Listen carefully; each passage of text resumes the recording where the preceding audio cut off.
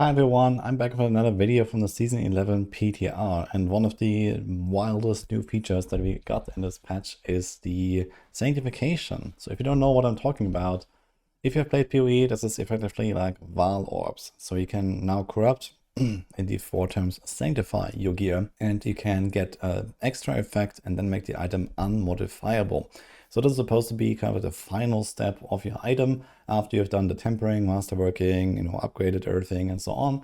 And then you can do this. There are several outcomes here, like a bonus legendary power, which is kind of crazy in some cases. You can get extra greater affix, you can get a new affix, you can replace an affix, and you can make the item indestructible, which is effectively the you missed kind of option. So instead of like the item going poof, like in PoE, for example, or like, completely breaking into something else that is completely unusable, you have, well, this as the like worst outcome effectively, or maybe this here. So generally the risk is relatively small, the potential gain is ridiculous. And I'm going to show you a few examples here. So this is just kind of like what I've made yesterday when I was trying out my first character here with Stinger. So sometimes not really much happens. But you see here at, for example, the like top under the item power, it says sanctified. So this means that this item can no longer be like masterworked. I can't add a socket. I can change the socket inside, I believe. So I think you can actually put something in there and then, you can move it around. And you see here that there is like a new stat that is also like this little sanctified symbol under the resource generation before the purple text. Gem strength in this item.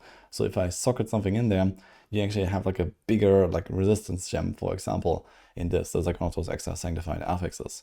Here is an ignore durability loss, so this didn't really hit anything. Here we have 8 crit chance as an extra stat on my Riffing Moon. You can actually get double the same stat on the same item. You see here, this item usually has 12 crit chance, and now it get another 8 crit chance on top of that. So it seems like this is not really like blocking the outcomes or something like that. You can just get the same thing again. There's like a list of a bunch of different affixes that can roll here. So there is like all kinds of like standard affixes like life, main stat, crit, attack speed, and so on. And then we have also like some of these special sanctified stats, like the gem thing that I just saw. There's also, for example, like extra like elemental damage. So it can be like 8% fire, poison, or physical, or something like that as a multiplier. And a bunch of other like little things as well. So overall, it's kind of interesting to see what can happen with those items. I'm trying to find like some other like sanctified loot here that I have. So here's like a pair of pants. This actually had a second legendary effect. So here you can see those. So I imprinted the forest power aspect, and then I got the interdiction aspect as an extra aspect on this thing. So I have 2 of them. And not just that, look at the range here. So it says 1 to 15%, but I rolled 21%. So I'm not 100% sure if this is intended, but I actually have gotten a few of those legendary powers, and they generally seem to roll out of bounds. So this one went higher than it could normally roll. And I have another one here with my Air of Perdition. So even uniques can now have legendary aspects through the system. And you see I have this extra aspect here. This is also in the purple text. The Protector aspect. This is a very weak one, to be fair, that I rolled here. But you also see that it has a range of 524 to 4.7k, but I have 315. So I get like a super tiny barrier here, unfortunately. That happens very infrequently, but it's something. So it could definitely be that you can like super low roll and super high roll, and then get potentially some crazy outcomes when you sanctify all of your gear with this system. Now, I do have to say that getting a legendary aspect seems to be relatively rare. I'm not sure what's the chances exactly. I've definitely done like a huge data collection session or something like that. But I would say it's maybe a 10% or so to roll a legendary aspect, and then you have higher chances for some of the other outcomes. I seem to see upgrading a stat into greater affix quite often, which is kind of nice. Sometimes just getting an extra GA is kind of cool and gives you a bit of extra power. And okay, sometimes it can happen that you actually replace a very important stat that makes the item unusable, and then you just have to throw it away. So you generally don't want to do this before you have a backup. So I think I have kept an example here somewhere of Shattered WoW. Let's see if I find it. Yeah, you have this here, for example. So this is like a perfect example of a bricked item, because well, one of the big reasons to run Shattered WoW is the lucky hit chance to gain berserking, and then you also have the extra mode here with the attack speed while berserking. But well, in this case, you see here is that the 4th affix on the stat, the greater affix here, the chance to become berserking, it was replaced with extra life. So this item was just dead after that, of course. And similar can happen on outer gear, of course, where you have like really impactful stats, especially on some of those uniques that have like a few really big stats that are really impactful, like this one. In other cases, it might not matter that much. Like, for example, if I replaced the maximum life here with slightly less maximum life, wouldn't be such a big deal, I guess, and you would kind of be fine. Or like if I replaced the dexterity here with another life roll or some random attack speed roll, it wouldn't really matter. So just from my impression, I would say that there's like roughly half or so of the stats on your gear, like across the board, across all items or so, where it wouldn't really hurt if you replace it with something of like a relatively equal value. And then there's the other half where it's like, these are kind of important stats, you know, like your core skill ranks on the glove, or, you know, your 20 crit chance on the prediction. Like, you don't want to replace these kind of things, right? So it can definitely happen that an item becomes relatively trash after the replacing, but this is also just, you know, one of the 5 possible options, and then it also has to hit a stat that you really care about.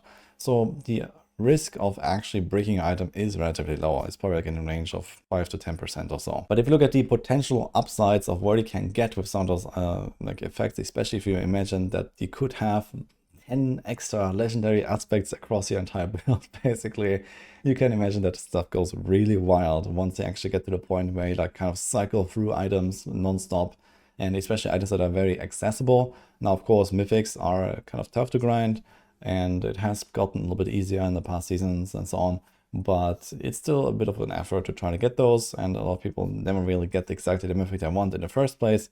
Obviously, you wouldn't just YOLO sanctify that unless you know, are kind of done with it, I guess. But there's a lot of other items where you get plenty of copies. You know, if you farm a bunch of bosses, you get tons of Jack and Shells. You just masterwork it up, socket it, and then you YOLO slam it in the forge and try to get something here, right? And you're just gonna keep doing this 10 times, 20 times, 30 times, however often it takes in order to get a really good outcome, I guess. So the jackpot is definitely getting these like high roll extra legendary aspects, like something like this here. It's not just a legendary aspect, it's more than a legendary aspect because it rolled out of the range, which is insane. And now imagine this with some offensive powers. You know, imagine you have like, you know, an extra Edge Master's aspect or an accelerating aspect or something like that, and it rolls like 30% extra damage or so. Like, you can get some crazy stuff, I guess. And well, I haven't really seen much of it because I haven't done that much Sanctification, but the possibilities are definitely wild. So yeah, especially in those slots where you just like run a random, you know, 1 GA legendary loot or random 1 GA like easy to get uniques, you know, something like Jack of Shell or, you know, pants, boots, like even rings. Like at some point you just like, you know, have a stash full of like, you know, 10 different rings, you temper them, you masterwork them, and then you just go and, you know, go crazy basically on the Sanctification and then use the best one in the end. So personally, I'm actually a really big fan of the system so far. I really think that this is a right step forward for Diablo 4. I think a lot of people might be like really risk averse and they don't want to gamble on their gear.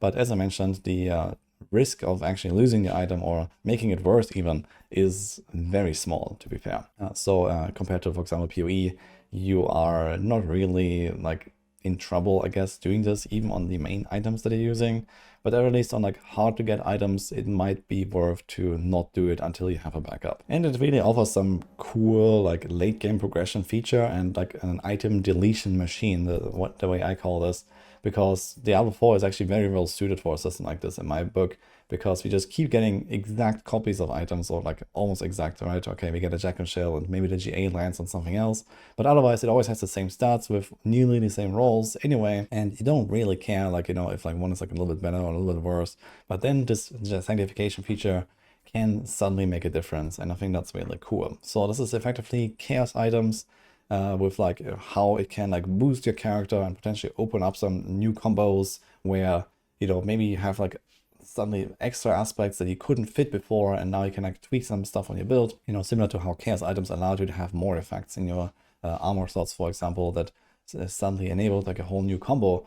And I think it might be something similar here, but you have more control of it and you can make decisions about it. And I think this is a much more fun system. So yeah, for now, I'm definitely like very positively impressed with Sanctification. I really hope that this is something that they're gonna like, you know, fine tune and keep around. And I would love to see this as like kind of like the final step in your crafting journey, for example, in the future. Obviously, there remains a lot of stuff to be explored. We actually have to figure out, okay, what are the rules of, you know, how often does a certain like outcome actually hit, like the legendary aspects versus the extra affix, for example.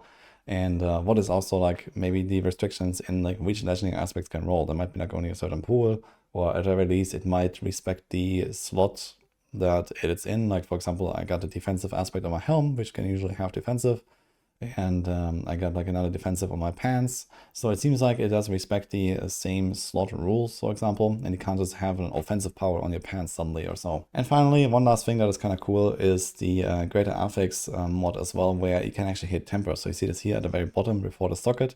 I have a G8 temper on this thing. So that is now a thing as well. You can actually do this with masterworking as well. So there's like both the masterworking where you can get extra GA these days, and then you also have the GA from the Sanctify. And if you have like very specific stats, especially, you know, for example, these ultimate cooldown or, you know, some other like very important utility stats or so, you can actually make those GA now and try to get like a bigger value. So here also I have like it's missing the icon, but there's like a GA vortex size here, and that is actually usually 50% and now 75, for example. So I actually try to hit something like this in order to get more value out of like a specific stat, which is kind of fun as well. But yeah, overall, this is kind of what Sanctify is about right now. So you just do this here at the Forge. It is like some material, you kind of find this everywhere, I think mostly from like world bosses, and there's a bunch of like sources of this. So it seems like you get them relatively reliably and you will be able to like slam items at a relatively good rate. I'm not sure if you'll be able to do this like on every single 1GA item that you find all the time, but at some point you also kind of like lock in the slots once you get a good outcome, and then you don't have to do that anymore, and then you move to the next and so on. So I think it's going to be generally fine. And you're going to have plenty of opportunities to try to destroy your gear. And that's it for my Sanctification video so far for the PTR. Let's see what else comes up. I'm going to keep you guys posted. Like and subscribe for more, and I'll see you guys next time.